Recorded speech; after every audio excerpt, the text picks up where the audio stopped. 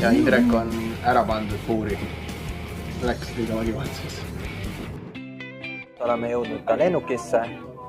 Lennuk oleks pidanud juba üle poole tunni tagasi välja lendama. Alles nüüd saime peale. Indrek on pandud ühte poole istuma, mina olen pandud teise poole istuma.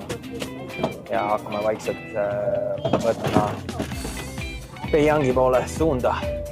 Peking siis meie mõistes. Sealt rahvast tuleb peale. Loodame, et meie vahel ei tule kedagi istuma. Saame siin pikutada, kui kohad vabaks jäävad.